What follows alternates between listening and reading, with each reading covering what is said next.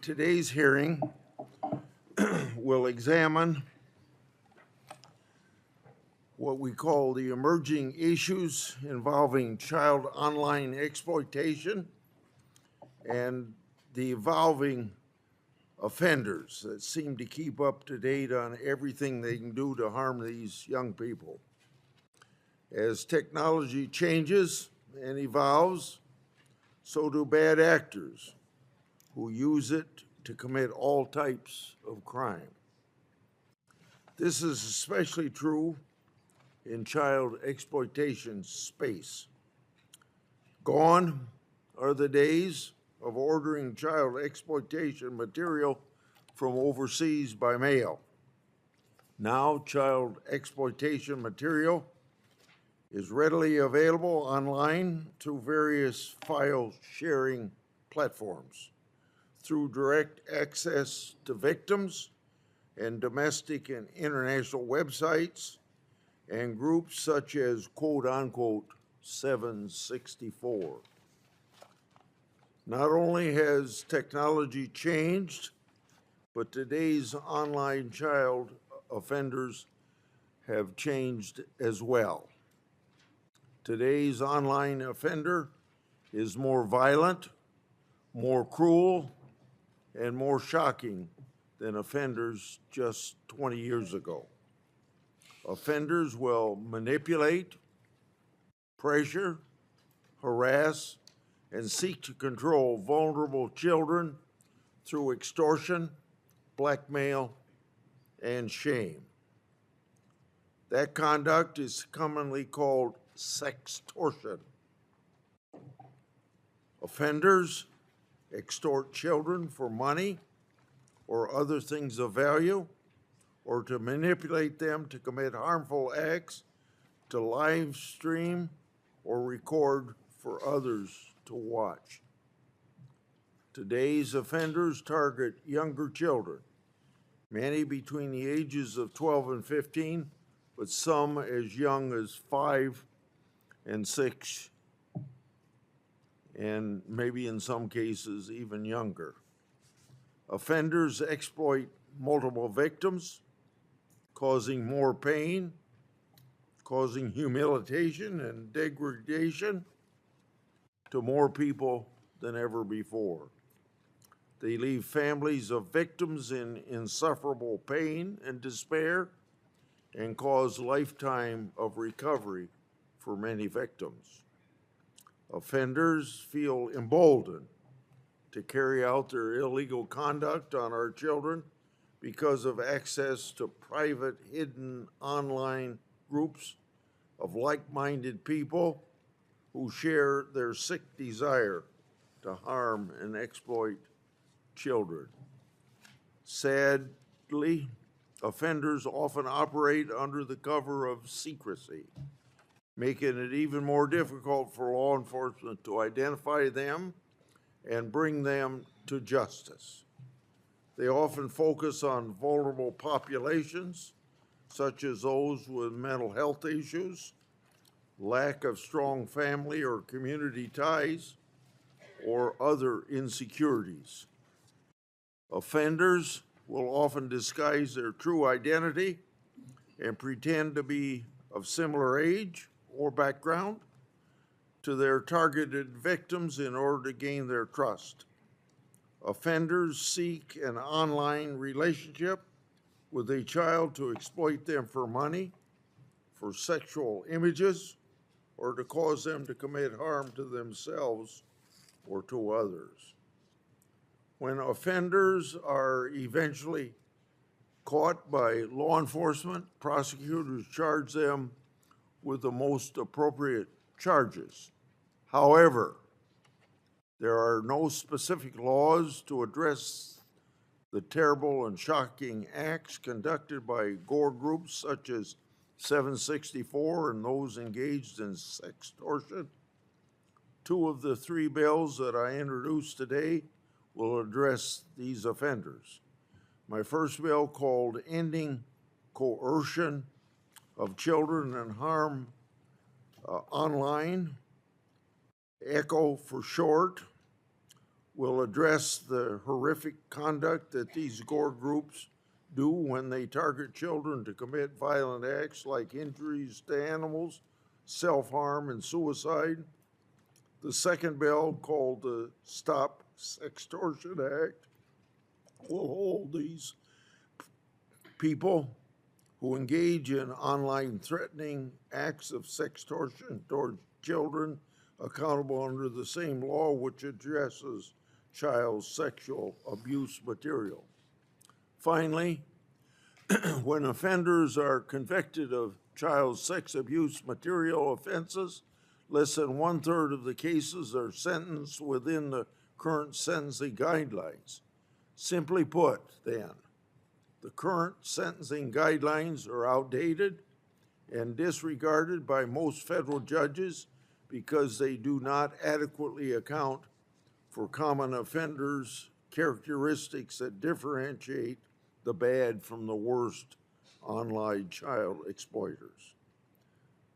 That bill has the title Sentencing Accountability for Exploitation, or the SAFE Act. Will require the Sentencing Commission to draft and revise the child sexual abuse material guidelines to include many of the aggravating factors we now see with today's online offenders. Those factors include encryption or other masking techniques were used, or whether the offender was part of an online group to commit the offense, just to name a few. This bill will provide the much needed guidance to the Sentencing Commission of our government to overhaul the U.S. or the child sexual abuse material guidelines in a meaningful way to distinguish offender behavior. Now to Senator Durbin, Ranking Member. Thanks, Mr. Chairman, and glad you're holding this hearing. And the fact that you've held this hearing, and we had similar hearings when I chaired the committee, I think is a message to all and who are following us. This is bipartisan, and it should be, start to finish. And we have a real task ahead of us. As Senator Grassley describes the legislation that is pending, I can recall the hearing for Ketanji Brown Jackson to the Supreme Court. And one of the big issues brought up over and over again were the use of sentencing guidelines for abuses in this area that were written so long ago they didn't reflect the reality of the extortion which is going on today. And judges of the most conservative political stripe and the most liberal political stripe were reaching the same conclusion, that those guidelines just don't work anymore. They were counting offenses by the number of images. Well, that might have made sense when we were talking about 8x10 photographs. It makes no sense when we're talking about technology of today and the videos that are involved. So we've got to update that and show the reality of the situation. And I think that's something we can all work on together. I learned something else. We would get unanimous votes in this committee, if you remember right. Republicans and Democrats would both be voting for the legislation that we think would change things for the better. And then it disappeared. It disappeared between the committee and the floor. And the same is happening now. We make great speeches here. We sometimes enact great laws in the committee. But when it comes to taking them to the floor, to enact them on the floor and eventually send them over to the House, we drop the ball completely. That's got to end. There's no reason for that. To invite these witnesses, as compelling as they are, and then to ignore their testimony when it comes to executing on the floor is unacceptable. Let's kind of decide at this point that if you're going to have the nerve to give a speech here on the subject, you ought to have the nerve to do it on the floor and do it repeatedly. So let's have a sense of urgency in what we're setting out to do. I've worked with Senator Hawley, in fact, many others too, survivors, law enforcement, advocates, to put together the Stop CSAM Act. The bill takes a comprehensive approach to stemming the tide of online child exploitation. I've repeatedly said we must bring the same sense of urgency to protecting kids in the virtual world that we do in the real world. But the landscape of online child exploitation is changing dramatically by the day. Two trends in particular demand our attention: financially motivated sextortion and sadistic online exploitation. What once was rare is now epidemic. In 2021, NCMEC, National Center for Missing and Exploited Children, received a total of 139 cyber tips involving financially motivated sextortion. 2021, 139 tips. In the first 6 months of this year alone, excuse me, they've received 23,000 of these tips plus. Offenders often operated in coordinated criminal networks overseas, targeting teenagers in the United States, and we'll hear specific cases about that. They coerce them into sending a sexually explicit image and then threaten to release it unless money's paid. For too many families, this crime ends in tragedy. NCMEC has identified more than 36 young men in the United States who've died by suicide after being sextorted. We are joined by one of those families. I said hello to Mrs. Woods and thank her for being here. But she lost her son, James, 17 years old, when he was targeted. She's here in a courageous capacity, and thank you for being here, transforming unbearable loss into call for action. That photograph of your son in his track outfit in front of the hurdles tells the story. I'm sure he was a wonderful young man, and you cherish his memory by being here today. Another disturbing trend is a rise in offenders who do not just view our trade images of abuse, but direct real-time torture, encourage escalating violence, groom children to produce CSAM, and self-harm videos. NCMEC has identified this behavior as sadistic online exploitation. The threat is accelerating. The numbers tell the story. This is an unacceptable systemic failure, and what are we going to do about it? We're going to have a hearing. We're going to call witnesses. We're going to lament the situation. What are we going to do about it? Is there going to be a bill in the new session? To say that we're so overwhelmed with legislation on the floor we don't have time is a joke. Watch the Senate and tell me that we don't have the time to take this up. We have more than enough time to do it right. This committee has a history of tackling the tough issues. Mr. Chairman, it's up to you and me and those on senators on both sides of the aisle to make it happen. Thank you. Thank you. Now I'm going to introduce our witnesses. We'll hear from them, and then we'll have questions. Ms. Tamia Woods and her husband, Tim, are parents of James Woods. James was a good student, year-round track and field athlete. At 17, James tragically took his own life November 2022 after being extorted by someone online for $300. James had sent the online abuser a compromising video of himself and was threatened with being exposed by the person if James didn't pay the $300 ransom. Mrs. Woods and her husband are the founder of the Do It for James Foundation. The mission of the foundation is to create awareness for kids and their families to prevent similar tragedies. We thank you, Mrs. Woods, for being here to share a heartbreaking story. Jessica Smoller is a former assistant U.S. attorney, the Western District, Pennsylvania.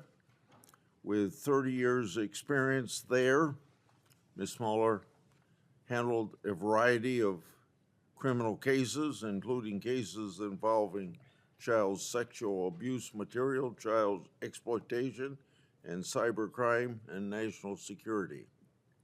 Ms. Smoller has received several Department of Justice and law enforcement awards for her work as Assistant U.S. Attorney, including 2022 Attorney General's Distinguished Service Award and the United States Attorney's Victims Advocate Award for dedication and extraordinary contributions in the service of victims. Lauren Coffran is Executive Director of the Exploited Children's Division of the National Center for Missing and Exploited Children. She has been employed for over 20 years with the National Center of Missing and Exploited Children, serving in various roles. Ms. Coffern oversees the Exploited Children's Division, which operates several programs, including Cyber Tip Line and Child Victim Identification Program. In addition, Ms. Coffern started the CSAM Survivors Services Program, working to improve the responses to survivors of child sexual abuse material. We welcome all of you here today, and it's our tradition to ask you to stand and swear to this oath. Do you swear or affirm that the testimony you're about to give before this committee will be the truth, the whole truth, and nothing but the truth, so help you God? Thank you all very much. They all affirmatively responded. Now we'll start with Mrs. Woods. And don't forget to push the button on your... Okay. Yes, sir. Proceed. Chairman Grassley, Ranking Member Durbin, and committee members, thank you for allowing me to speak today. My name is Tamia Woods, and I speak on the behalf of myself, my husband Tim, and for our beautiful child, James Timothy Woods, forever age 17. I stand before you as a mother whose only child was taken by something so preventable, so cruel, and so ignored that it should shake every person in this room to their core. One of the messages sent to my son, and I quote, "I am more determined to rot your life than to make it a waste, a trash can, a shame, a dishonor, a hell, a real disaster, a hell on earth. And I remind you that I am heartless. I have no pity to rot a life as well as yours." This was one of almost 200 messages sent to my child over the span of 19 and a half hours between November 18th and 19th, 2022. James was the victim of financial sextortion, and though he died by suicide, let me be clear, he was murdered. James was a beautiful young man with a soul like gold and a smile that would light up any room. He would give you the shirt off his back. He could figure out anything. He was witty, thoughtful, kind, and loved chess. James was a high school senior. He wanted to major in pre-law, and he was months away from breaking a 40-year-old school record in the 110 hurdles. Every time I speak of him, I smile because I am grateful God let me borrow his angel for 17 and a half years. But every day I am angry. A woman online befriended James on Instagram. She created what every predator knows how to build, a safe space. She made him feel comfortable, seen, liked. She groomed him. Then she asked if he wanted to see her unclothed and exposed herself. She asked him to do the same. And like any innocent 17-year-old boy who liked a girl and saw no danger, he did. That moment she created became their weapon. The attackers came, not one person, but what we believe, at least four. For nearly 20 hours, they attacked, threatened, terrorized, dismantled my child. Every time he tried to fight back and ask, "Why are you doing this to me? Please leave me alone," they escalated, sending his image to friends and family, telling him he would be labeled a pedophile, telling him his future was over, telling him you should just kill yourself. And in those last moments, my son, who had everything to live for, felt like he had no other choice. A day that started with laughter, college friends, and joy ended with my husband finding our child unalive in our home in the middle of the day. No parent should ever enter a room and see that. I stand here because 19 and a half hours is not a short time in the digital world. It is a lifetime. It is enough time for someone to intervene, to flag an account, to cancel messages, to report this behavior. Yet no one stepped in. No system protected him. No platform stopped it. So my husband and I created the Do It for James Foundation. And since the day that James have died, we dedicated our lives to speaking out, teaching, and fighting so that no other parent feels the pain that sits in our heart every single moment of every single day. Large corporations continue to argue for rights while refusing to take responsibility. We are asking you to put laws in place that give us multiple avenues to protect our kids because parental controls alone are not enough. Click here to opt out at age 13 is not protection. Predators thrive when the risk is low but reward is high. Criminals are making billions by exploiting our children because we tell our parents, monitor your kids better. predator while platforms refuse to monitor predators at all? How dare we lay blame on the victims while criminals walk free? Today, instead of checking on James' homework, instead of mailing him care packages to his college dorm, instead of cheering him on for track meets, I hold a picture of my son's photos that he never had a chance to see. Because that is all I have left. 17 and a half years of memories, but no new ones. So I am begging you to stand with us, stand up, do something, help us save lives. We may not be able to save them all, but with the right laws, with accountability, with real consequences, we can make it harder for predators to win. We can make it harder for another parent to bury their child. Please do it for James. Do it for every child whose name we never got a chance to learn. Thank you. Thank you.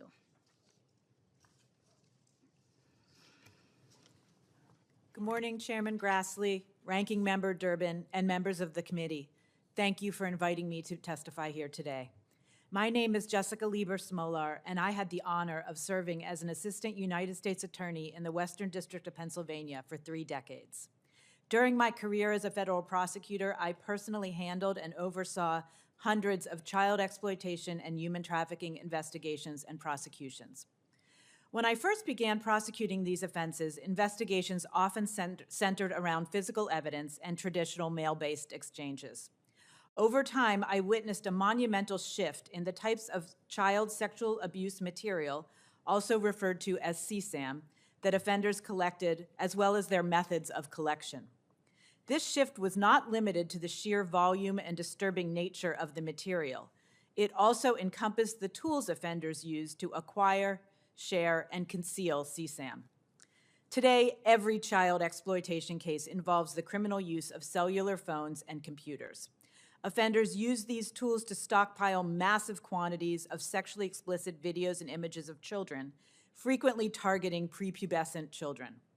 Violent depictions of infants and toddlers being sexually exploited were routinely collected by the defendants whom I prosecuted. Offenders also increasingly used advanced technology and platforms for CSAM trafficking. They congregate in online communities and darknet forums solely devoted to child exploitation. They can now more easily conceal their crimes and their identities through encryption, VPNs, the darknet, and remote erasure software. The law has not kept pace with the rapid technological advances or evolving sex offender behavior. United States Sentencing Guidelines, Section 2G 2.2, was designed when CSAM was distributed by mail. So it adds offense enhancements for actions common to all CSAM offenders today, like using a computer, possessing images of prepubescent minors, or amassing many images.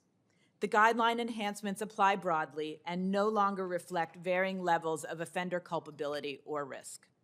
Legislation is needed to amend the CSAM guidelines.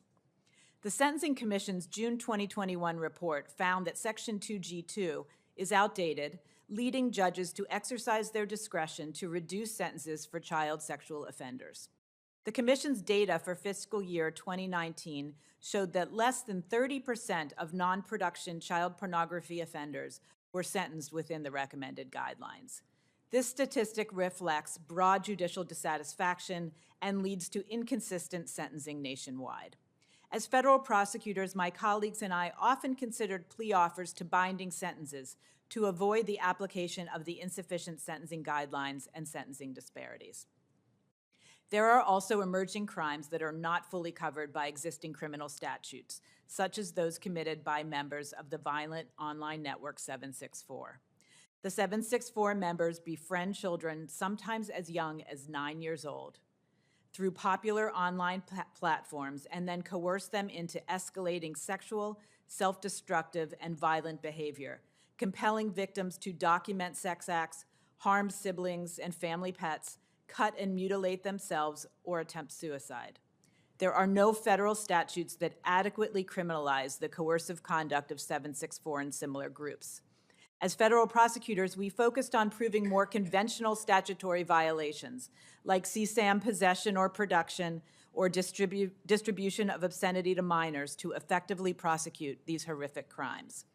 Similarly, law enforcement agencies have reported an alarming increase in sextortion cases, children being coerced into sending sexually explicit images online, like James that we just heard about. Perpetrators engage victims in flirtatious conversations on social media and gaming platforms where they feel comfortable to obtain explicit images.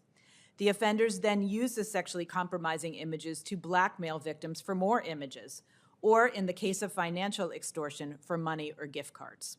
They threaten to widely publicize the image to the child's friends and family. Children suffer severe emotional distress as a result of such sexual extortion, and too many have engaged in self-harm or suicide. As federal prosecutors, we found it challenging to effectively charge sextortion and financial sextortion. Existing statutes do not adequately address the full scope or severe harm of these crimes. Increasing public understanding of the evolving and destructive risk to children online is crucial.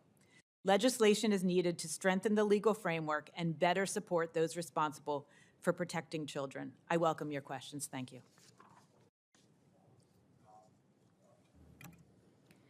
Good morning, Chairman Grassley, Ranking Member Durbin, and members of the committee. My name is Lauren Coffrin, and I am the Executive Director of the Exploited Children Division at the National Center for Missing and Exploited Children, or NCMEC. NCMEC is a nonprofit organization created in 1984 by child advocates to help find missing children, reduce child exploitation, and prevent child victimization. And I'm honored to be here today in order to share NCMEC's perspective on evolving online child sexual exploitation crimes. NCMEC is congressionally designated to operate 16 programs related to missing and exploited children's issues.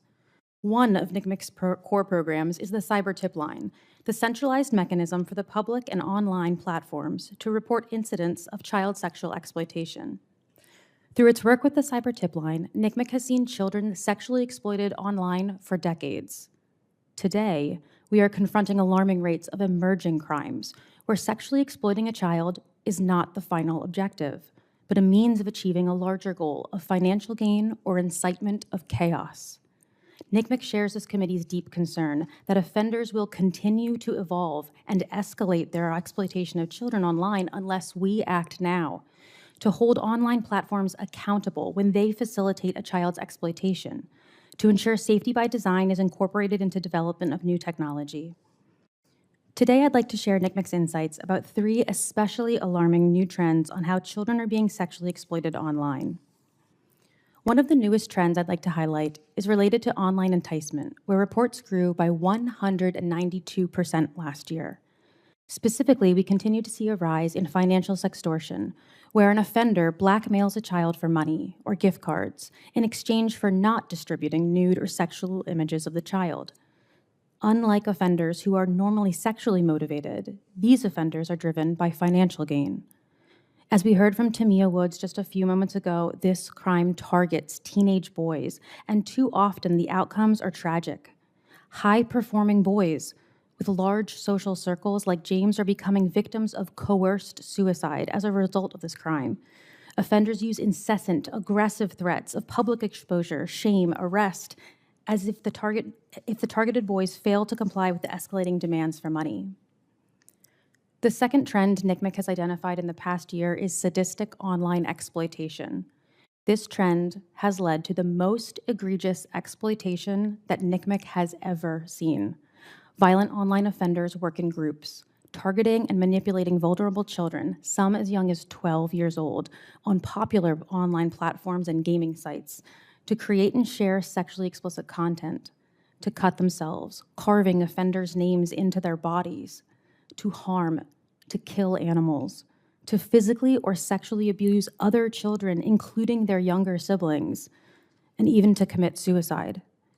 These offenders lure children into online relationships, then terrorize them with rapid-fire threats to kill the child's family or disclose personal information if they don't comply with their demands. Reports of these brutal victimizations grew by 200% last year and continue rising. The third trend I'd like to note today is the use of generative artificial intelligence, or GAI, to sexually exploit children. NCMEC believes we're just beginning to see the true impact of GAI on child sexual exploitation.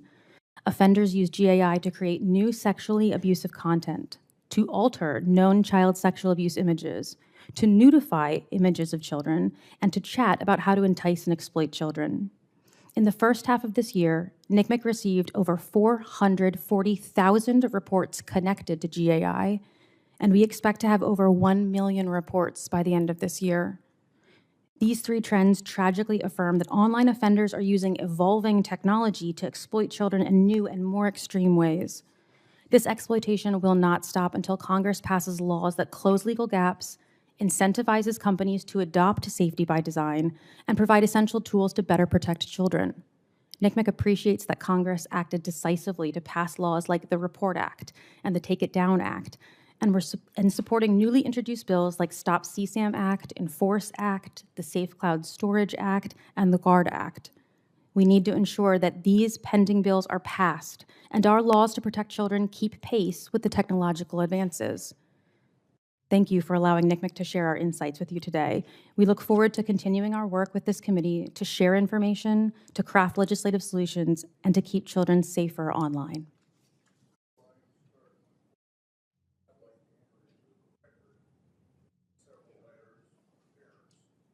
Whose children have committed suicide or and were also people that were severely harmed because of sextortion and online groups like 764. Is there any objection? I hear none, so that will be done. Mrs. Woods, I'm going to start with you. Recently, there have been several news reports of increased sextortion cases and how quickly bad actors can manipulate children into sending sexual images and then engage in a campaign to threaten towards the children, placing them in impossible situations. Many of those children think that suicide's the answer. You've promoted changes in various state laws to make sextortion illegal after the tragedy of your son.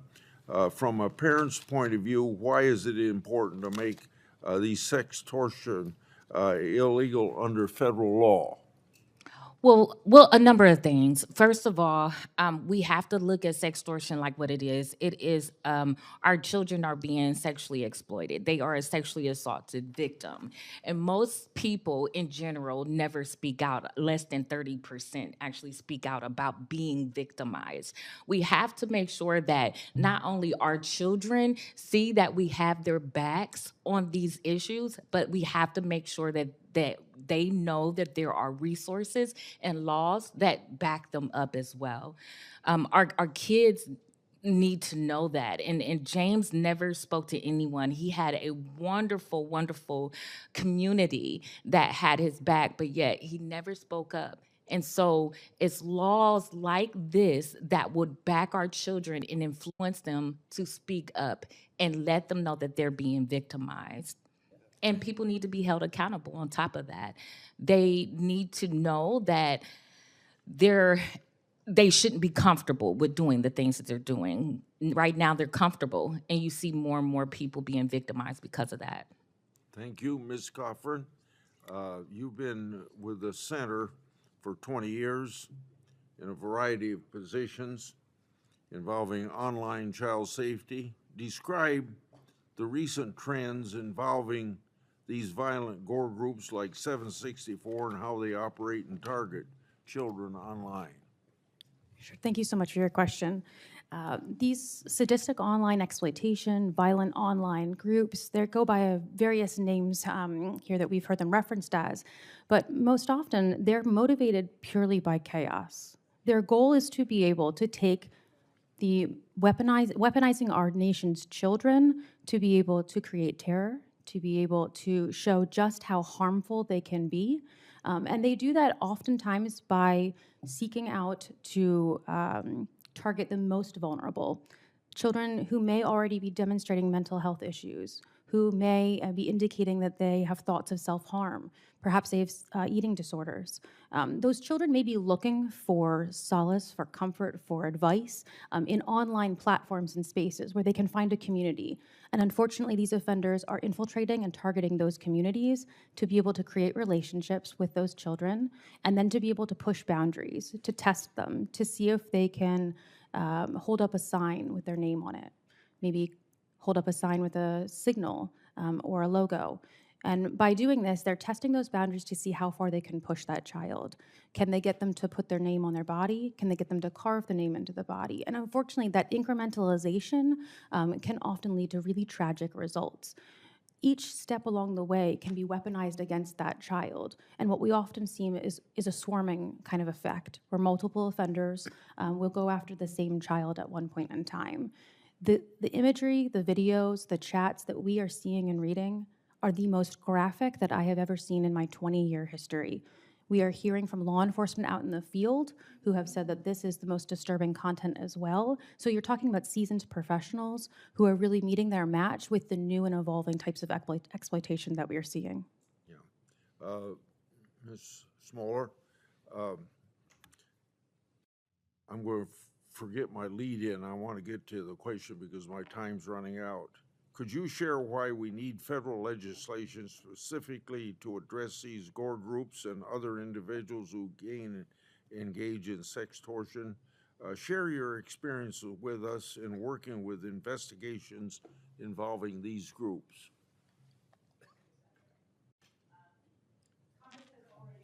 Your microphone. I apologize. Congress has already provided so many important tools to those of us in the field, like mandatory minimums for crimes like receipt and distribution of child pornography or production.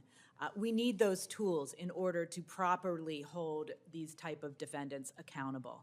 Right now, when we charge crimes like sextortion or 764, across the country, we all charge them differently. Sometimes we charge them as online threats. Sometimes, if we're lucky, we find CSAM and we charge them that way. There's no consistency that allows us to properly address the specific harm that these actors are committing. In addition, a lot of these actors are overseas.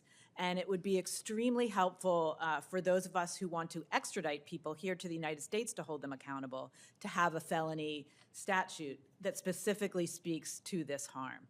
I'm familiar with a case where a defendant was in Germany, and Germany had a coercion to harm statute, but we did not.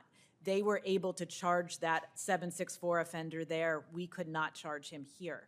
That shouldn't happen. We should be able to charge these offenders, hold them accountable, and deter them from continuing to hurt our children. Thanks, all three of you. Senator Durbin. Thanks, Mr. Chairman. Ms. Smoller, we have considered the issue you raised in your testimony so many times, so many different ways, because it can be characterized by some that if you don't follow the strict sentencing guidelines, that you're soft on crime, that you really don't care enough to impose the adequate sentence.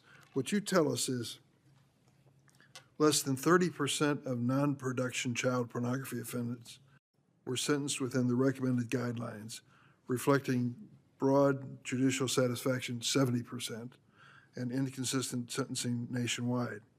You say, as federal prosecutors, my colleagues and I often considered plea offers to binding sentences to avoid the application of the insufficient sentencing guidelines and disparities. Tell me a little more. What are you talking about here? Especially in cases where you're talking about, for example, possession of CSAM, where there's no mandatory minimum sentence. Oftentimes, my colleagues and I, and not just in the Western District of Pennsylvania, but nationwide, would see sentences that we felt were insufficient. When you're talking about possession of CSAM, you are talking about a real child being harmed in the most serious way possible. And I personally believe that sentences for people who are collecting that type of material should be significant in order to protect victims and to deter others from collecting it. So it's important that the sentencing guidelines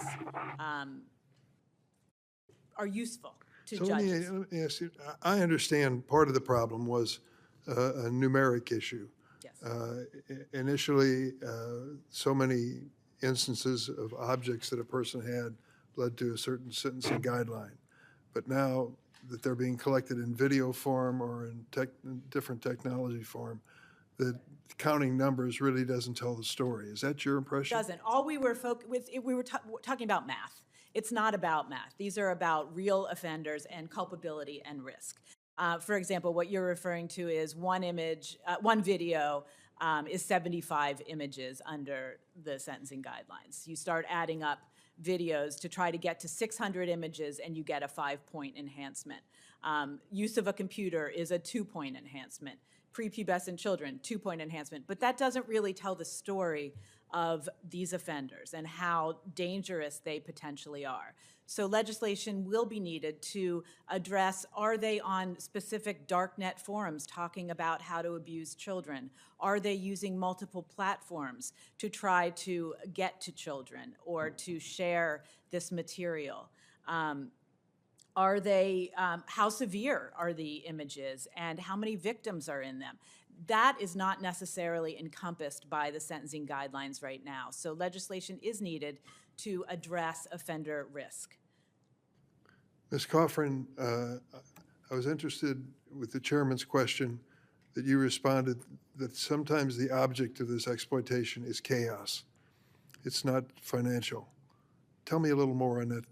What is the value of this perpetrator wasting all of these hours leading to the self-harm of a young person or worse? Right. Thank you so much for that question, Senator. What we are seeing is these loosely coordinated groups that you've been referencing, like 764 and some of these other that we are referencing as sadistic online, are fueled and motivated by being able to have clout and notoriety for the impact of their actions.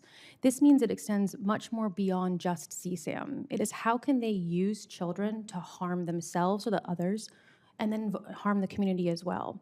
So we also see children being coerced into planning school shootings or threatening their communities as well, that are also offshoots of this type of work. So child sexual exploitation has actually been hijacked as one methodology for a larger way of trying to be able to use children against the community and for shock and for awe.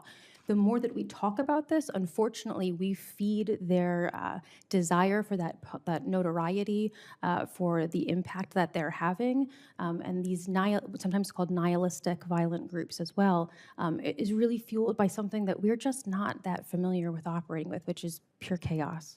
Ms. Woods, how long do you think your son was being exploited before he finally lost his life? It was 19 and a half hours. Well, he received 200 messages in 19 and a half hours with what we believe 4 different people attacking him at one time. Do you have any idea where the source of these attacks was? His murderers are in Ivory Coast. Oh. And we, of course, don't have, we're told we'll never receive justice for James. I'm so sorry for that. Thank you. Thank you for being here, all 3 of you. Thank you, Senator Rubin. Senator Graham. Thank you, Mr. Chairman, for yet another very emotional hearing about a topic that we constantly talk about and do little about. I'm perplexed. I could understand having differences on health care and taxes and you name it, we have a different. All of us agree on this pretty much. What is going on in the Senate and the House where no matter who's in charge, nothing really happens? I said this when I was chairman. So here we are in 2025. This 764 group, how do you say your last? Smolar. So I want to acknowledge the FBI is the District of Columbia U.S. Attorney's Office brought a case against 2 people. Y'all familiar with that? That's a good start, right? Kash Patel is focused on this group. Should they be domestic terrorists under U.S. law? It's a good question, Senator. I can tell you even within the FBI, There are cross-programmatic focuses on this group because I mean, do you think they should be domestic terrorists? If these people are not domestic terrorists, who would be? a I lot of mean, y'all both just told us that they're trying to bring down society by harming our children and exploiting them. Why shouldn't they be domestic terrorists? I do know that they have been charged in at least one case as domestic terrorists. Well, I'd like to put a list. Ms. Cochran, are you okay with making these people, this group, domestic terrorists? I think when we're looking at how individuals are weaponizing our children, a lot more research needs to be done. Not really. No, not really. Certainly, No. This phone, do you think it's a dangerous product for children, Ms. Woods? Yes, I do. And to What do you answer think, what's more dangerous, smoking or this? oh, the phone, of course. Do you agree with that? I do. Do you agree with that? without a doubt. Okay. Well, I'm not urging people to smoke. I don't think kids should smoke. Why don't we label this a dangerous product, at least inform consumers better? Do you agree that's a good idea? I agree. Okay. There's so many good ideas, and I want to compliment this committee, who's oftenly divided, for coming up with one good idea after another. From, Senator Hawley, Blackburn, all of us, Cornyn, everybody's working together. Nobody's been better on this than Senator Durbin. So February is the 30th anniversary of Section 230. Are you familiar with Section 230? Ms. Woods, are you familiar with it? Yes, sir. You really can't sue anybody that was involved in helping these people murder your son, can you? No. Do you all agree that it's time to revisit Section 230? Yes. Yes. Do you believe it's time to open the courtrooms to people who have been harmed by this behavior? Yes. Yes. Do you agree that Section 230 gives a legal pass to some of the most bizarre, harmful behavior in the country, and 30 years later we should revisit Section 230? Yes. Yes. Okay, me too. So what are we going to do? Here's what I'm going to do. I'm going to write a letter to Senator Thune and Senator Schumer, both good men.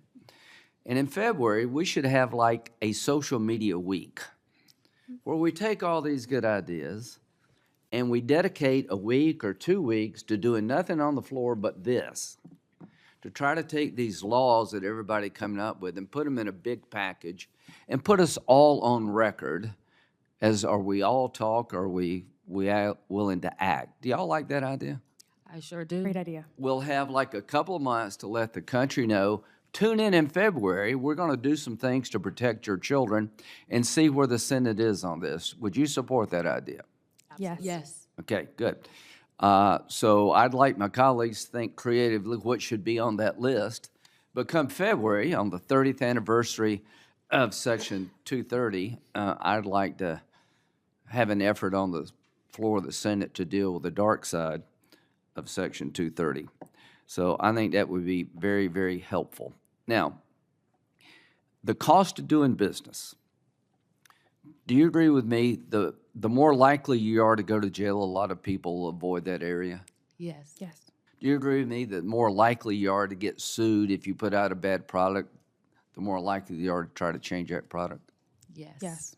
Do you all agree that we've, as a nation, miserably failed our children? That we have hearings and we talk and we've done very little to protect them as of this state? Yes. Yes. That's a damning indictment of all of us. Thank you. Senator Ronald. Thank you, Mr. Chairman. Thank you to our panel for testifying, and Ms. Woods, our hearts go out to you for the tragic loss of your son. As I look at this issue, and as mentioned by my colleagues, that we have been wrestling with child exploitation, which is only getting worse. Not getting any better, it's getting worse, and acknowledged by all of us in a sense of frustration, because this is actually an issue that receives bipartisan focus and a desire on our part to do more than what we've done so far. And I'm looking at this issue by way of focusing on, I think there's a prevention aspect to it, there's a prosecution aspect to it, and as Ms. Smolar says, the laws have not kept up with all of the kinds of ways that these explorers are coming up to evade prosecution. So there's a prosecution part, and then I would say There is a civil remedies part, which is really looking at Section 230 and removing the kind of immunity that, total immunity that Section 230 provides. So if I look at the prevention side, what can we do to prevent the kind of tragedy that overtook James? So it's a number of things. I will say from the Do It for James Foundation, over the last 3 years, we averaged less than $10,000 in grants. We're not getting approved to even do the prevention. It is all on the backs. My husband and I have given hundreds of thousands of dollars each year to make sure that we do so. That's one. Two, we have to make this a demand to talk about it in schools. My husband and I have talked to well over 200,000 children, and because we made them aware of something they knew about but didn't know quite it was illegal, nor did they know what it was called, it led to 4 arrests and 2 being investigated, and hundreds of kids being saved by dying by suicide. So we have to make sure that not only are you all educated, not only are our law enforcement agents educated, but also our children need to be included in this education so that we know what to do if we were ever presented by these murderers out there, that we can let the kids know that they need to call NCMEC and make sure that they have references that they needed and resources. I couldn't agree with you more, because it is the children who are being targeted for exploitation. And if our children are not aware that if this happens to them and they are targeted, that there are places to go, that they ought to inform, because I would think that if you're a child and you're the target, you don't want to talk about it. You're trying to hide it, whatever that is happening. So would the 3 of you agree that we need to do a lot better to get the communities and the children much more able to call out what is happening to them? And what is it that we need to do? Do we provide grants to the Department of Justice and make sure that both DOJ and Homeland Security pay attention to these horrible crimes that are happening, and rather than focusing so much of their resources on immigration, that they ought to, DOJ and Homeland Security should have the resources to go after this kind of exploitation. But I just wanted to get the sense from all 3 of you, what specifically should we be doing on the prevention side of the scale? And then for Ms. Moeller to tell us what we can do to provide law enforcement the better tools to prosecute these crimes. So do you want to share some of your grants to organizations? Yes. Any other ideas on the prevention side? Quickly, sorry. Sorry, thank you, Senator. In addition, we can't prosecute our way out of this. That is clear. We do need the tools to be able to properly prosecute these crimes, but education is key. I can't tell you how many people I told I was coming here today to talk about 764, and they look at me blankly. They don't know what it is. We need more public education of children, teachers, coaches, clergy, people who interact with children, who could maybe look at their arms, see if there's strange cuts, see if they look different, if they're acting differently. PSAs are important. FBI has issued a number of PSAs on this group, but I don't even think that's enough. We need more public education in the schools, in the places where children congregate, so that they are not afraid to come forward and report these crimes. Ms. Coffrin? Prevention is also detection.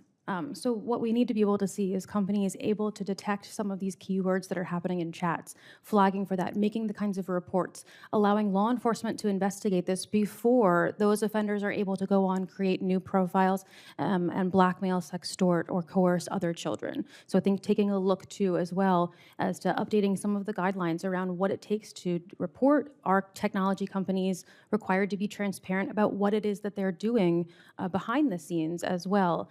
All of those efforts can actually help to save lives if we know what steps are being taken behind the scenes. Thank you. Thank you, Mr. Chairman. Thank you, Senator Arano. Now Senator Cornyn. Thank you all for being here. This is the 3rd hearing we've had on this topic, and I am appreciative of the chairman and for scheduling it, but strikes me we need to actually do something more. The problem is, Ms. Smolar, You mentioned all the different sources of this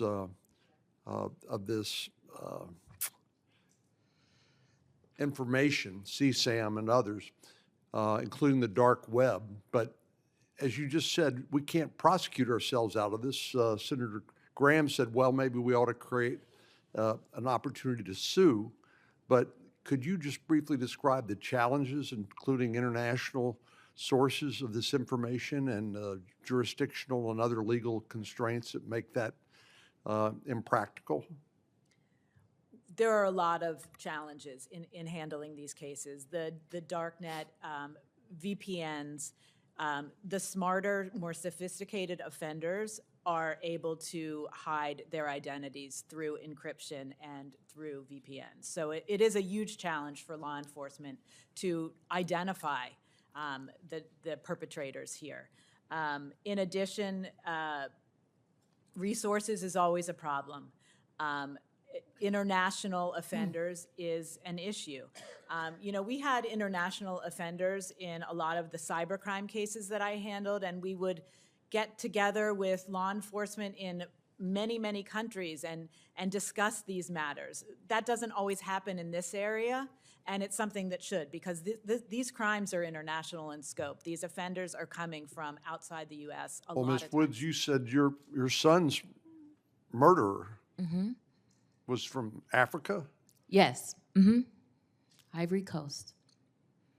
And we don't have an extradition treaty.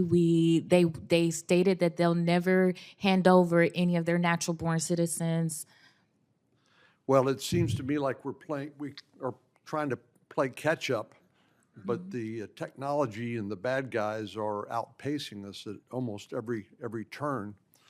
And of course, I know Senator Hawley has a bill to deal with chatbots, but just to folks who are not familiar with that name, these are folks. This is technology that simulates human interaction. So somebody actually thinks that they're talking, perhaps, to a human being, and we can only imagine the uses to which that technology could be put to damage our children or cause them to hurt themselves or take their lives.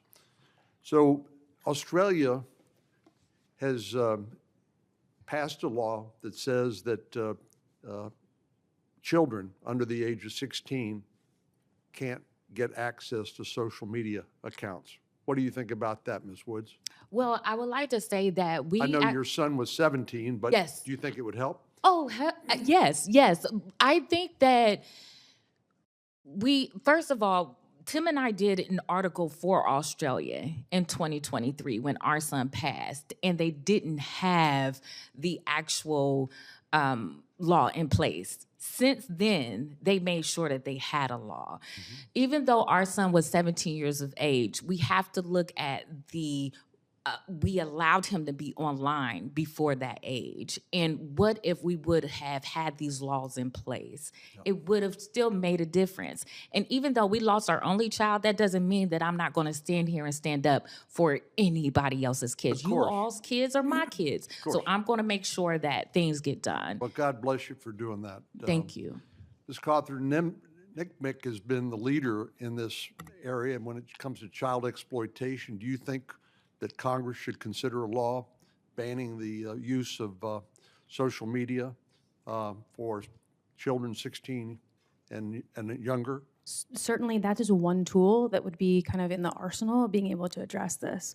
I think we have to look at the different types of age restrictions, age assurances, age gating. There's an awful lot of complexity that goes around into that. And so we need to be able to look at ways of holding the social media companies and online platforms responsible, as well as the device or the app stores, as well as ensuring that there's better parental controls. Well, they've got technology that I just barely struggle to understand, and certainly they would be in the best position, would they not, Ms. Smoller, to know what's happening on their own platforms? Correct, although I will state that in a lot of these crimes, the offenders will find a child, for example, on Snapchat or Instagram, but then they will move them to a different application like Signal, where we have no control over that. Ms. Coffin, if Senator Grassley will allow me, you mentioned something that intrigued me when you said some of these platforms, some of the information or some of these individuals are inciting to chaos. What did you mean by that? So they're motivated purely by a goal, not sexual exploitation of a child. They are not the traditional, pedophile that we might think about. Their goal is to cause disruption in our communities, to have us holding hearings today, talking about just how difficult it is to think about our children being harmed, for shock and for awe. And so when that is the new type of offender, we need new types of tools. Looking at the types of signals that exist on the social media platforms, the chats, how people are operating is going to be really essential to try to stay current to these kind of evolving statuses of new offenders and new motivations. Thank you, Mr. Chairman. Thank you. Senator Blackburn. Thank you, Mr. Chairman. And as I spoke with each of the three of you earlier, I am just so grateful for your work, for your commitment, and your willingness to talk about this.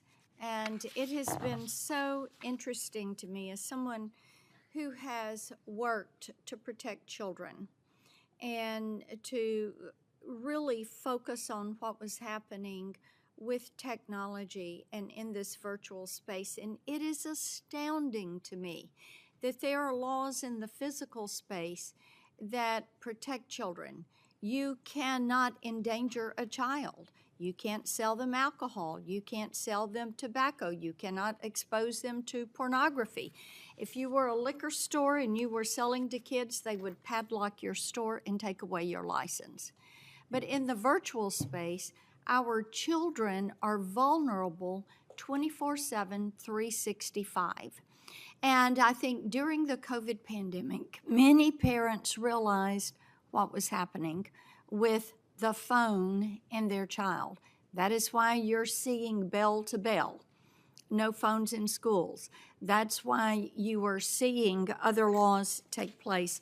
And Ms. Woods, as I said to you, I'm just heartbroken for you as a mother and a grandmother and having teenage grandsons. This is a fear, an absolute fear that parents have because the sextortion schemes and the targeting of young boys, it's like something that happens within a matter of hours and days. And I appreciated your comment about your son being murdered. He was targeted, and then he was literally cyber bullied to death. And this is why we need to pass the Kids Online Safety Act. This is why my REPORT Act, and Ms. Coffin, you mentioned that, was signed into law. And more needs to be done to protect children in the virtual space. Ms. Woods, I want to come to you and just give you a minute to talk about why these platforms should be required to force safety by design and to put that burden on these social media platforms to root out these bad actors. Yes, so there's a number of things that I would like to say with that. First of all, social media and different applications actually, I say, save face. So they say that they have parental controls. But did anyone know that on Google, if your child is 12 years old and once they turn 13, Google directly messages your child and tells them that they no longer need parental control and they can click here to opt out. That's what I mean by parental controls are not enough. We are put and made to have a responsibility as parents to protect our children in every way. And yet there's other obstacles involved that intervene in us parenting our child in the most appropriate way. The other thing too is that by social media actually making sure that we have laws in place like the Social Media Act, Parental Act, is making sure that we can monitor our kids better. But when there's acronyms like when my son said, "I'm going to kill myself," it would have alerted me. It would have alerted any parent that had lost their children's lives, and it would have told me something's wrong. I wish that even today, 3 years later, that I would have known half of the things that I would have had, or even be put in a position where I could have taught my son to come to us in certain manners. He came to us for whatever, if it was a hole in his sack, whatever he needed. But yet, our social media platforms took a time to not say anything. So what advice would you give to parents right now, sitting there today? My advice Parents that of teens. my advice that I would give to parents is to talk to your children about sextortion and any other child exploitation. I knew nothing about it. Every parent that lives here today that has a child has a privilege I did not have. It is free. Let's talk about it. Let's educate our children. And what I would say to children is be vulnerable one more time. One more time. Yes, you may not have made the best decision. We are all that way. We make mistakes. You matter enough through your mistakes. I don't care what it is. You speak up. You say something. You stand up for yourself, because we can make sure that we have your back no matter what. I would give anything to have my son back. And if they have to learn, if they have to see James' face, if they have to see my tears, I'm going to make sure that it happens. If it means that I can save your grandchildren, I'm going to do it. Thank you. Senator Blackburn, thank you. Senator Whitehouse. Thanks very much, Chairman. Thanks very much for doing this hearing. I think it's very useful. I want to welcome and thank all of the witnesses. Ms. Woods, I'm sorry that this has become so personal for you. There's really not much that is worse than what you have been through, and I really admire that you've come here to talk about it, because it can't be easy, and I'm grateful to you. And Ms. Smolar, as a former United States attorney, I'm always impressed by the assistant United States attorney who did the real work, and I'm delighted that you are here. And Ms. Coffin, thank you for your wonderful advocacy. I want to pick up a little bit on where I understand Senator Graham was with respect to getting rid of Section 230. I strongly believe that Section 230 has long outlived its use, and it is now a real vessel for evil that needs to come to an end. The laws that Section 230 protects these big platforms from are very often laws that go back to the common law of England that we inherited when this country was initially founded. I mean, these are long-lasting, well-tested, important legal constraints that they've met the test of time, not by the year or by the decade, but by the century. And yet, because of this crazy Section 230, these ancient and highly respected doctrines just don't reach these people. And it really makes no sense that if you're an internet platform, you get treated one way, you do the exact same thing, and you're a publisher, you get treated a completely different way. And so I think that the time has come. I think it's pretty widely known that there were a core 4 of us ready to proceed with a bipartisan bill, 2 and 2, and a lot of work, important work, good work, valuable work has gone into making sure that other members of the committee and other members of the Senate have a chance to look at that and decide whether they want to join or not. And I'm at the stage right now where I think we just need to go. We just need to file that bill and start moving.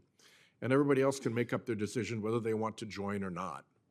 But continuing to delay while people deliberate whether to join or not, everybody's had plenty of time. I think this is fish or cut bait time. So I hope very much that we can proceed. I hope it's more than core 4. I hope it's core 8 or core 10 or core 12 or perhaps even unanimous on the committee. But it really makes no sense. And stories like Ms. Woods and like the story of the Rhode Island family that was affected show how alone and stranded people are when they don't have the chance to even get justice. You know, it's bad enough to have to live through the tragedy. It's bad enough to have to bear for the rest of your life that loss. But to be told by a law of Congress, you can't get justice because of the platform, not because the law's wrong, not because the rule's wrong, not because this is anything new, simply because the wrong type of entity created this harm. And, you know, I look at what was done with the lawsuit by the Connecticut families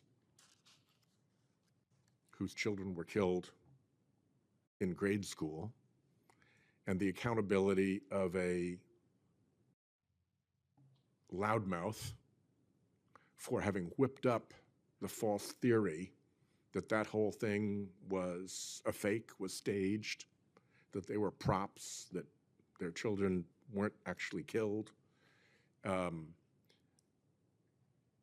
You know, you're never going to make that get better for those parents, but at least they know that the world listened. They at least know that they got the chance in an honest courtroom, and they at least know that they got a victory out of it. They got a win. And the person responsible for that really vile misconduct had to face an enormous, enormous civil judgment that he's still being pursued over. And that's not nothing. So that's my statement, and let's hope that we can finally get this 230 thing moving in this committee. Thank you. Thank you. Now Senator Hawley. Thank you very much, Mr. Chairman. Thank you to the witnesses for being here. Ms. Woods, I want to start with you, and I just want to say to you and to your husband, thank you for your courage and your advocacy, and thank you for sharing with us just a little piece of the life of your beautiful son. I'm a father of 3 myself, 2 boys and a little girl, and my oldest boy is now a teenager. He just turned 13. And so as I look out at the landscape that he is coming into in social media, I'm terrified by it. But I just know, parent to parent, your son's life is changing the world. Oh, thank you. You know, he is changing the world, and you giving him voice as you and your husband are doing. That's the only thing that's going to make change here in Washington, D.C., I can tell you, because who currently has a hammer hold on the United States Senate are the big technology companies who spend endless amounts of money to control the Senate. And let's just be honest, we may as well put a sign on the floor of the Senate that says property of big tech, because nothing moves across that floor, in my observation, nothing that they don't want. They spend money to control and to buy access and influence, and the only thing that will break that, I believe, is the truth of experiences like yours and the voice of your sons to confront lawmakers with the fact that unless we act and do something, unless we stand up to these corporate interests, more and more children like yours will lose their lives, will lose their futures, will lose their hope. So I just want to say thank you, because you are the tip of the spear. I mean, you are what is making the change. I noticed in your testimony, your written testimony, I was reading it just a second ago, I noticed you pointed out that as to your boy, no system protected him, no platform stopped it. And then you pointed out Meta, for example, has features that flag all inappropriate language that we use when making posts, and all that happens almost instantaneously. But as you said a moment ago, nobody flagged anything for you. None of those systems were deployed to help your son. And I think the reality of that is that Meta didn't care about deploying systems to help your son because it didn't make him any money. Right, If it makes them money, they're happy to do it. right. But it didn't make any money for them to help your son.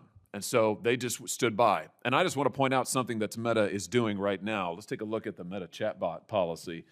Not only is Meta not protecting kids like your boy Meta actually is looking to make money by targeting children who are your son's age and younger. This is a document that was leaked by a Meta whistleblower that is their policies when it comes to chatbots with children. And if you look here, the first line, it says, it is acceptable, this is Meta's own words, it is acceptable to engage a child in conversations that are romantic or sensual. So here Meta is with a deliberate policy to target children, teenagers, your boy's age and younger, for the purposes of exploiting them. Why? So they can make money. What are the consequences of that? Well, let's look at another young man who is just a few years younger than your boy. Sewell Seltzer was his name. Sewell was 14. He's a handsome kid. This was a great kid. I've gotten to know his parents, and much like your son, Ms. Wood, I mean, this is just a fantastic kid. He also was the victim of sextortion. The difference with your son is that his sextortion was pursued by a chatbot. That wasn't even human. You know, your son's killers are beyond the reach. They're in a different country. They're hiding behind all of the various laws and treaties, and of course the platforms themselves. This young man's killer, an AI chatbot, can't be held accountable because they've got special protections that no other corporation in the country or in the world gets. The chatbot that engaged with young Sewell engaged him in sexting activities, and then urged him to commit suicide, told him how to commit suicide, and tragically, he did it. And his parents, much like you now, are giving voice to him, to his legacy. But the true justice that will come for boys like Sewell, for young men like Sewell, for young men like your son, James, and for other young Americans out there is we have to be able to hold these technology companies accountable. And that is why I've introduced legislation that will prevent the AI companies from targeting minors with chatbots. It is time for this committee to mark up this bill. Senator Britt is a co-sponsor. Senator Blumenthal is a co-sponsor. Senator Murphy is a co-sponsor. My point is it's bipartisan.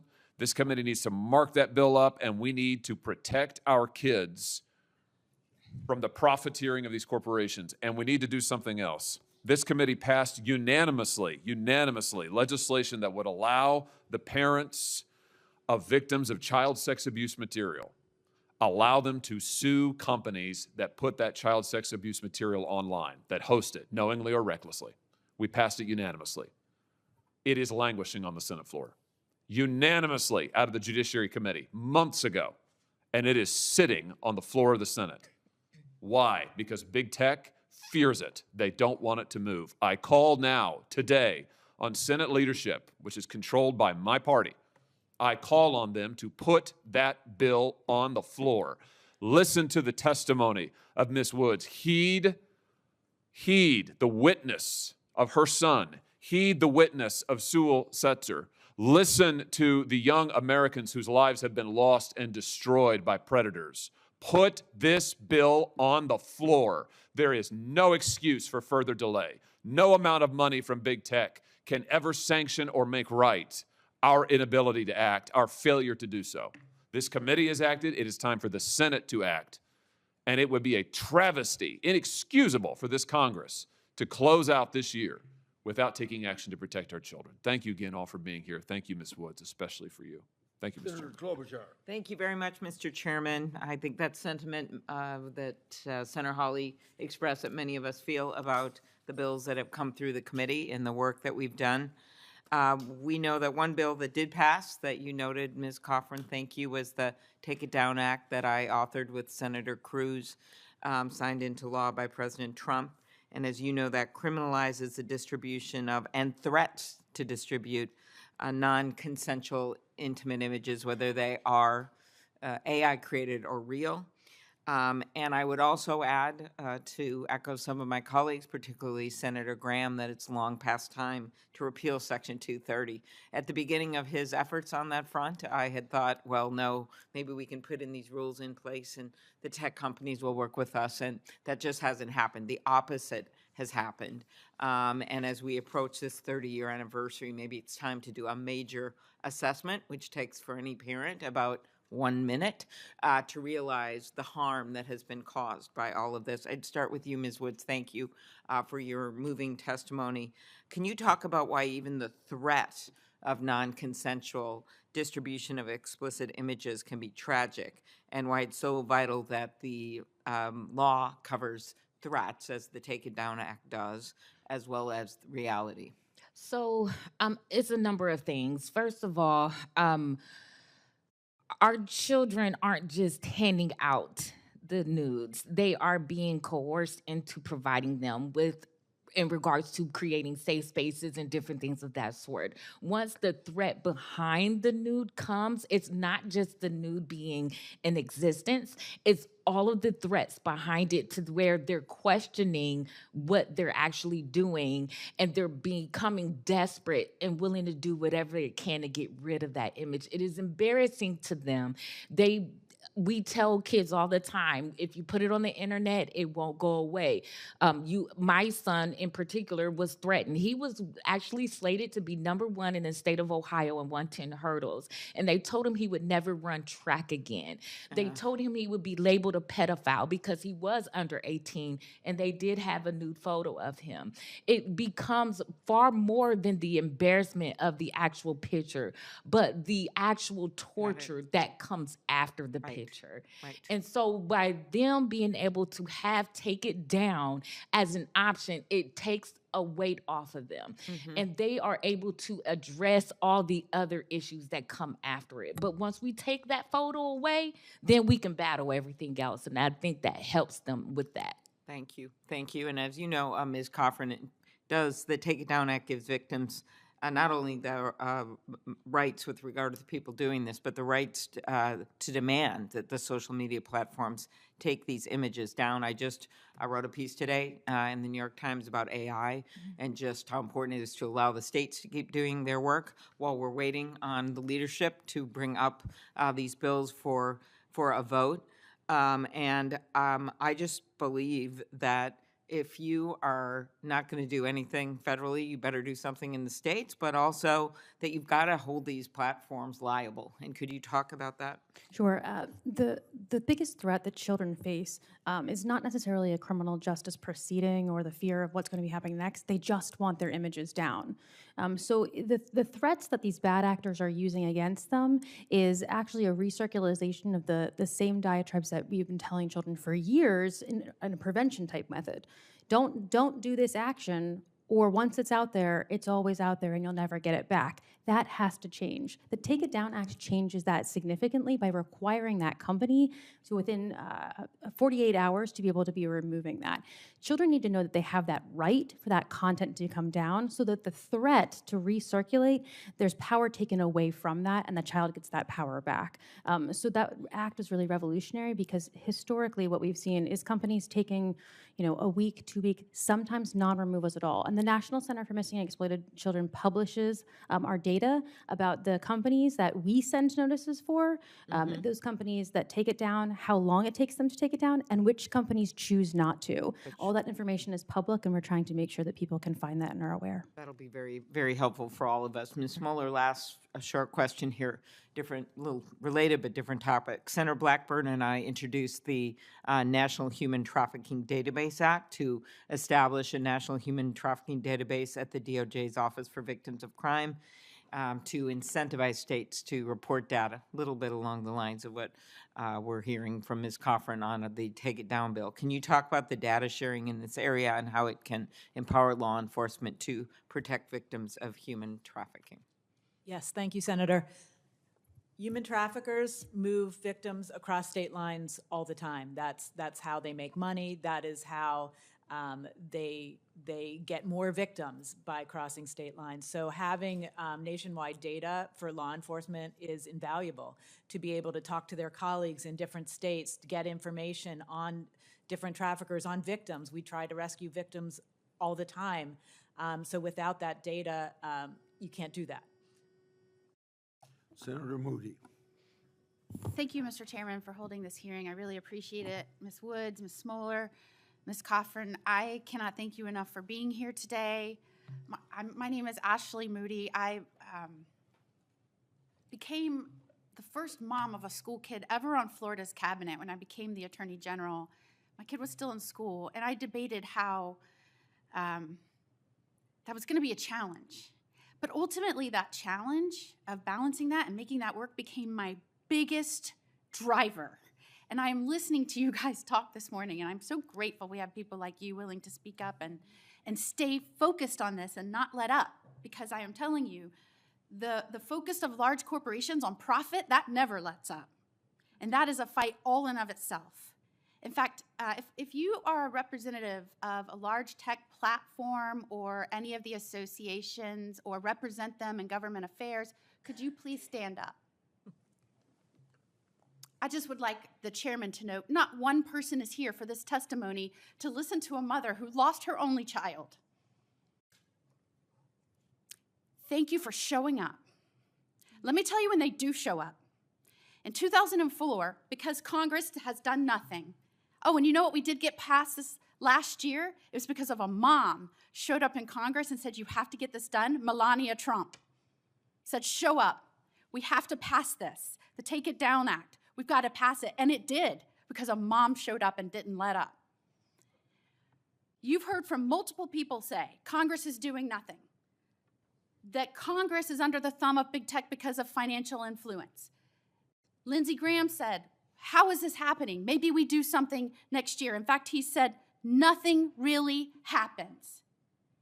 So because Congress hasn't done anything, what have we had to do in the states?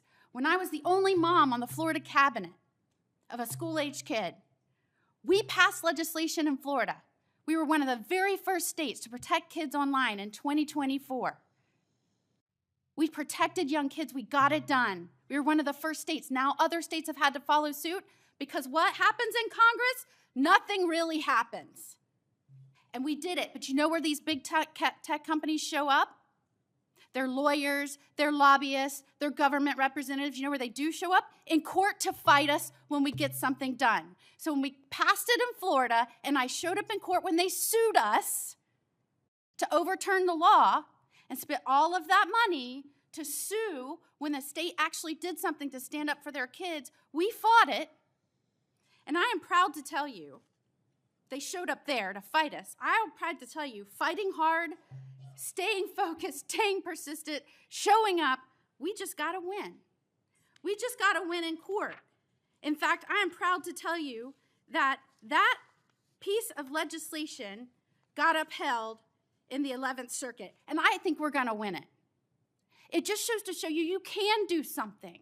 We looked at all those other states that had tried something that got blocked, and we took that into account when we passed our law. And now we're winning in court. And we're winning against those companies.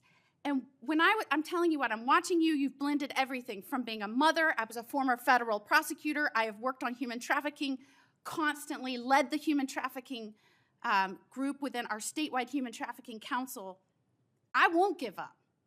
And we're making progress in this fight. And now I just got appointed United States Senator, and we're going to do that here.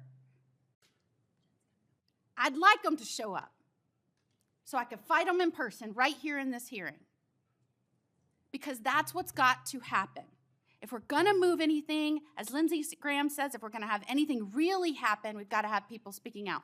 Thank you, ma'am, for making it known that this is happening under our noses. Stranger danger doesn't work anymore. Don't get into the van doesn't work anymore. It's happening in our kids' bedrooms, and we need to be vocal about it and say, if they're not your friend in real life, they can't be your friend online. Let's get that message out, and I appreciate you speaking out, and I hope other kids will not be embarrassed enough to share this with their friends, and we're going to work on that. Please come to my office so we can come up with a plan. I will say, as a former federal prosecutor, having a specific crime, outlawing and providing penalties for sextortion, as a prosecutor, I know that would have been helpful. I appreciate you, Ms. Smolar. Have you seen a specific piece of legislation yet presented on outlining the elements of sextortion federally and what criminal penalty would be tied to that? Other than proposed legislation, have you seen it filed, a piece of proposed legislation? Not yet. So we need to get that done. As a former federal prosecutor, one to another, I will pledge to you we will make that happen. We also need to see that in the states. Do you think that would be helpful in the states? Absolutely. To see a specific sextortion crime defined with penalties attached in the states. We work with states all the time on these cases. As a and- former Florida Attorney General, I created a cyber unit that worked specifically on these crimes. That was incredibly helpful. They could go out immediately, recover evidence, begin work on investigations. Do you think having those specialty units in each state, working with federal partners, would be helpful? Absolutely. We do that all the time on these type of cases. In addition, a lot of the defendants, the perpetrators of some of these crimes are juveniles. And the states can prosecute juveniles and place juveniles. The federal government, it's much harder to do that. Well, I have run out of time, but let me just again say thank you for not losing focus. Thank you for not losing passion on behalf of the kids of this nation. They are going to be the ones that carry this message to their peers, and we need to continue pushing this message until it seeps into their vocabulary, and this is commonplace for them to talk through these things. Thank you so much. Senator Blumenthal.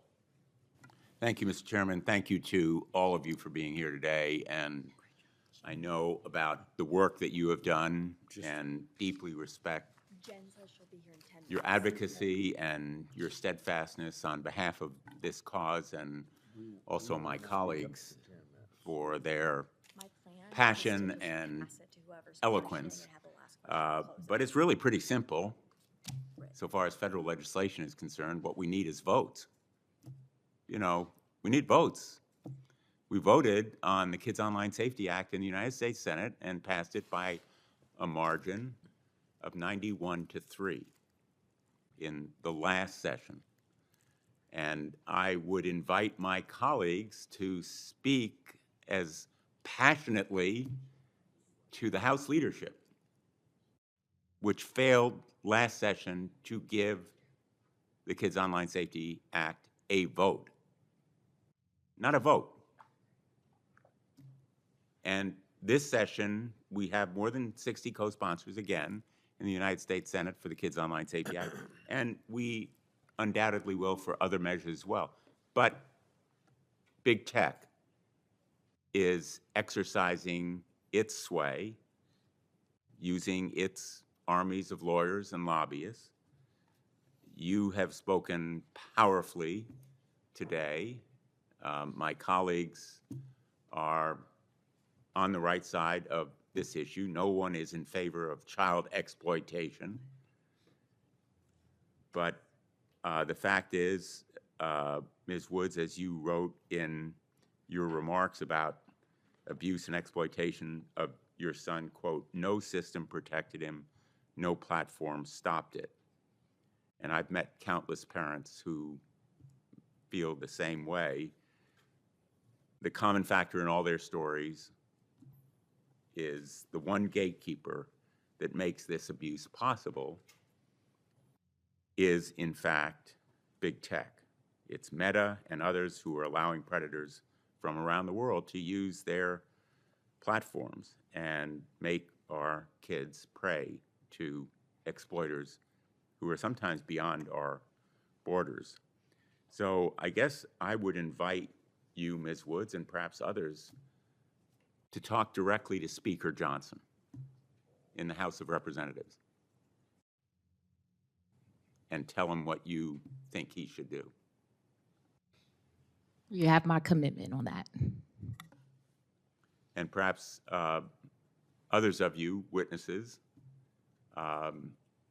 maybe you can tell me what impact or influence you can have in the House of Representatives. Have you been asked to testify at a hearing there? I have not. Certainly, we would love to work together to be able to get legislation passed. We see so many bills coming forward. We've seen the success of bills like the Report Act, like the Take It Down Act, when they're nuanced, when they are focused, and when they can be introduced and passed very quickly. We've been able to see huge success in that. The Report Act is a great example. We saw increases in the amount and types of both child sex trafficking and online enticement that came. When we see those acts pass, we see progress, we see movement because we're holding companies accountable. If we don't, the rest of that reporting is voluntary. Those two reporting requirements were permitted to be received prior to then, and we certainly know that the prevalence didn't increase, just the responsibility to report. And I just want to close by saying you know, we want a bill, we want a law. We don't just want speeches, but we want a bill that is effective. And right now, the House has weakened the Kids Online Safety Act bill, in effect decimating the duty of care, which prevents the kinds of abuses and holds the platforms accountable. It imposes a legal responsibility on big tech when it knows or should know about exactly the harms that you have come here to highlight. Decimating that duty of care is a disservice to all of the parents and all of the children who have become victims. And when you talk to members of the House, I would urge you to insist on a real protection for kids. Thank you, Mr. Chairman. Thank you. Senator Britt. Thank you, Mr. Chairman. I really appreciate you all being here today. Mrs. Woods, thank you for continuing to tell your story. Thank you for continuing to honor James, to make sure that we all learn as parents. I have said this quite frequently. As parents, we're all just doing the best we can. And I am grateful to my colleagues on both sides of the aisle who have come together, you know, not as Democrats or Republicans, but as concerned parents and grandparents, knowing that what we're facing right now is just beyond comprehension. As a mom, you know, you work so diligently to keep your children safe. And used to, you would get them home at night and you would lock the doors and you'd be able to kind of exhale. And now the enemy is inside our home. The people who want to do our children harm are in the palm of their hand. And if we can't do this as Congress, I mean, what are we here for? We are here to protect the most vulnerable. We are here to protect our greatest asset. And to me, that is the next generation. And so thank you for continuing to raise your voice and ensure that you push this body to do what it needs to. I would love to know from your perspective, you know, Mrs. Woods in particular, in your written testimony, you said large corporations continue to argue for rights while refusing to actually take responsibility. I think that sums it up. Tell me what you want us to know as we continue to push these various pieces of legislation to the floor. I am a proud co-sponsor of probably every single one of them. And to your point, we're looking for, you know, how do we get something through? You know, I think we heard Ms. Coughlin say the faster we get it done, the more narrowly tailored it is, the greater chance for success. But we know we need sweeping and overarching reform because big tech is always going to care about one thing, and that's their profits. And we know they know what they're doing. I mean, I think it was just said in Reuters that big tech has said, Meta said about $16 billion of their actual profits are really directly related to scams and to ads on banned goods. It's insane. So tell me from your perspective what you think we need to do. What are the simple fixes that would ultimately have been able to save your son's life? Well, one, I definitely think education and for us to pass that education law. I'm really, really big on education. That's how. Ms. Woods, I love that you said that because every school group that I get a chance to talk to, I say, hold on, here's my mom moment. And then we go directly into the things that you're talking about. So education, one. Education is number one, because the crime will never go away. Even if we set laws, we still have to educate our kids, our community, to make sure that we know when this happens, we can fight against it. But two, I guess I'm coming from a mom in a naive stance. I don't understand why it's so hard to pass laws. Amen. Why the money will always be there. I mean, we have people wasting money every day on all kinds of things. Why can we not take our children off of the marketing factor, the prey? I just don't understand how hard that is to protect our children. We won't have a world without them. That's right. And thank you for what you're doing and pursuing the litigation and saying, no, we need age verification. We need we need these guardrails to protect our kids. And the fact that they continue to prey, and that is exactly what social media companies are doing are preying on our children because they know having our kids on their platform is how they make more money. And they are unwilling to do the right thing and help us ensure that these kids are protected. And it is moms like you, it is people like you that are stepping up and saying, we must do more, that will ultimately force people in this body, force people in the House to actually do the right thing. So thank you. It should be simple, and this is common sense. Yes. I would love in my remaining minute here, I'd love, Mrs. Coffrin, for you to tell me, I know NCMEC works closely with many of the social media companies to address this issue, but you also face challenges.